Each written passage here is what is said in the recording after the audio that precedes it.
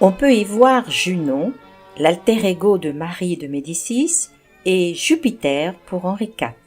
Les ciseaux sont absents de la troisième parc, ce qui peut insister sur le caractère privilégié de la vie de la reine. Le bouclier représente le symbole de la ville de Florence, ville de naissance de Marie en 1573. La corne d'abondance au-dessus du bébé est un signe avant-coureur de la gloire future de la reine.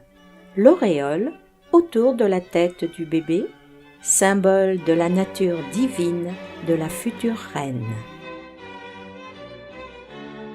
On peut y voir 3 dieux qui éduquent la future reine.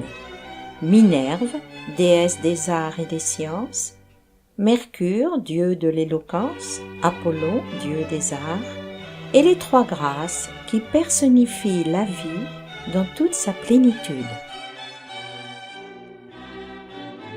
Henri IV se montre désarmé par l'amour devant le portrait de Marie que lui montre Hyménée, le dieu du mariage, et Cupidon l'escorte. Sur un nuage, Jupiter et Junon approuvent. La France est personnifiée par le personnage androgyne et casqué derrière le roi Henri. Le mariage est célébré à Florence. Le cardinal préside et c'est l'oncle de la mariée, Ferdinand Ier, qui prend la place du roi français Henri IV. Il glisse la bague au doigt de sa nièce. Rubens se peint lui-même. Derrière la mariée, il tient une croix. Le dieu Hyménée, dieu du mariage, tient la traîne de la mariée et le flambeau nuptial. En haut du tableau, Dieu le Père porte le deuil sur le cadavre du Christ. Marie de Médicis, accompagnée par sa tante et sa sœur, débarque à Marseille. Elles sont accueillies par un personnage qui symbolise la France. Henri IV est absent. La renommée fait sonner 2 trompettes. Sous le navire, Neptune, dieu de la mer, et 3 naïades voluptueuses. Première rencontre du roi et de la reine à Lyon.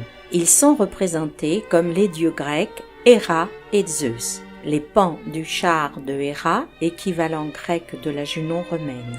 Zeus ou Jupiter pour Henri IV, avec les symboles de l'aigle et le trait de foudre à la main. Il se serre la main droite, signe de l'union conjugale.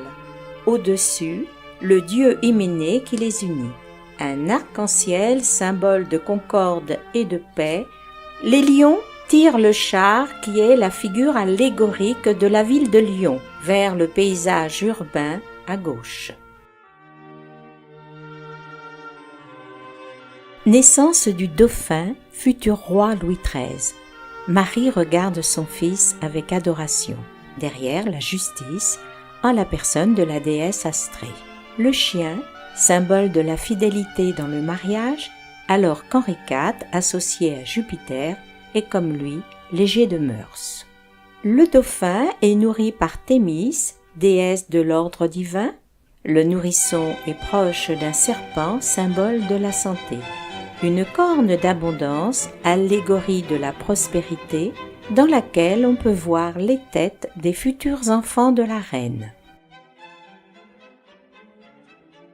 Henri IV, avant son départ pour une guerre en Allemagne, confie à Marie de Médicis la régence de la France et la prise en charge du dauphin. Athéna, déesse de la sagesse et de la prudence. Le globe, symbole du pouvoir de l'État. 3 parcs derrière le roi furent remplacés par 3 soldats. Tableau en tonalité rouge afin qu'il soit visible de loin. Marie de Médicis, conduite à l'autel par 2 cardinaux, reçoit la couronne royale. Le dauphin est à côté d'elle. Henri IV se situe dans la tribune en arrière-plan. Au-dessus de Marie de Médicis sont personnifiées la victoire et l'abondance qui versent sur la reine paix et prospérité. Les chiens de la reine sont au premier plan du tableau.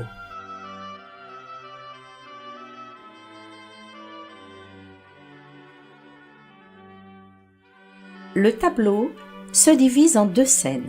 À gauche, l'élévation de Henri IV vers le ciel. À droite, l'accession de Marie de Médicis à la couronne. Jupiter, le roi céleste, et Saturne, le dieu du temps, accueillent le roi de France. Il l'élève vers le mont Olympe, où Mercure et Hercule l'accueillent. Le serpent symbolise Ravaillac, l'assassin du roi, qui agonise au sol. Bellone, la déesse de la guerre, est désarmée. La reine, en vêtements de veuve, devant un arc de triomphe. La France lui tend le globe royal. Minerve, la prudence et la divine providence entourent la reine. Marie régente veut promouvoir la paix en Europe par le biais de mariages entre les maisons royales. Jupiter et Junon représentent l'amour et la paix par l'alliance de la France et de l'Espagne que symbolisent les deux couples de colombes posés sur le globe du monde. Marie espérait marier son fils Louis XIII à Anne d'Autriche, infante d'Espagne, et sa fille Élisabeth au futur roi d'Espagne, Philippe IV. Pan et Flore, Apollon et Minerve, chassant les vices, haine, fureur et envie, au-dessus, Neptune, Pluton, Saturne, Hermès, Vénus retenant Mars et Diane.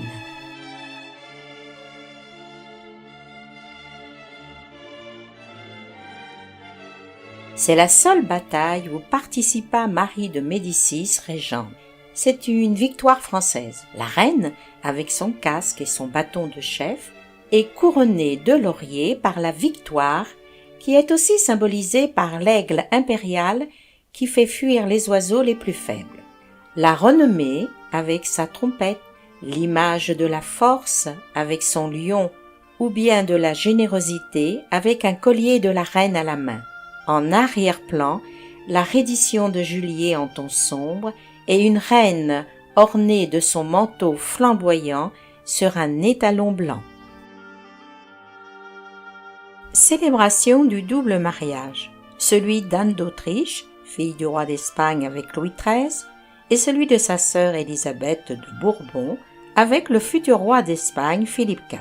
L'Espagne est reconnaissable par le lion sur le casque et la France à la cape qui porte la fleur de lys. Zéphyr, incarnation du vent, souffle une brise chaude. Dans un cercle joyeux d'angelots, autour de la félicité, avec caducées et cornes d'abondance. En bas, le fleuve, empli de divinités marines. Ce tableau est conçu et peint par Rubens sur place et non pas dans son atelier à Anvers.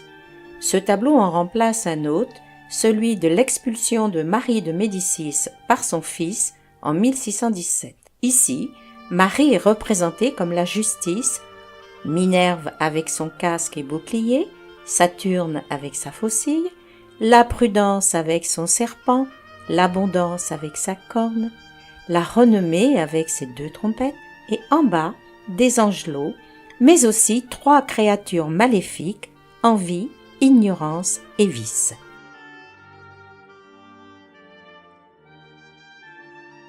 Marie de Médicis remet le pouvoir à son fils en 1614. Le navire représente l'État avec Louis XIII à sa tête. Le roi regarde sa mère qui s'incline légèrement vers son souverain. Les boucliers des rameurs qui pendent sur le côté représentent la force, la religion, la concorde, la justice. Le bateau est orné d'un dragon et d'un dauphin sur la poupe. Dans les nuages se trouvent Renommée et sa trompette. Prudence ou tempérance ajuste la voile.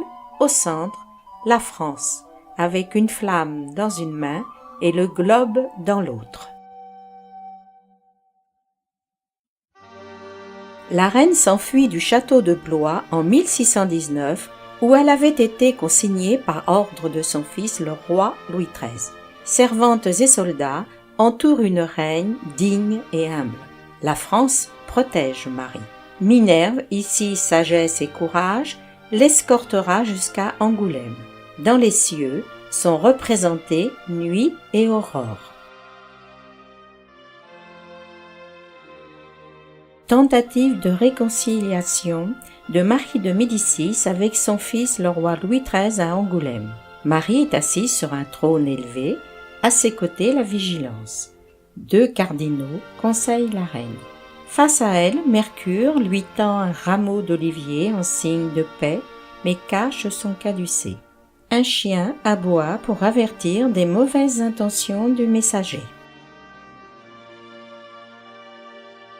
Marie de Médicis a été contrainte de signer la paix à Angers après la défaite de ses troupes. Le temple de la paix a comme fronton « Sécurité de l'impératrice ». Marie y recherche la sécurité, escortée par Mercure. Le mal environne Marie de Médicis avec le ciel menaçant. La paix est habillée de blanc et brûle les armes de la guerre, bravant la fraude, la jalousie et la fureur aveugle. Après l'affrontement entre Marie de Médicis et de son fils, elle fut contrainte de négocier avec Louis XIII par l'intermédiaire de Richelieu à Angers.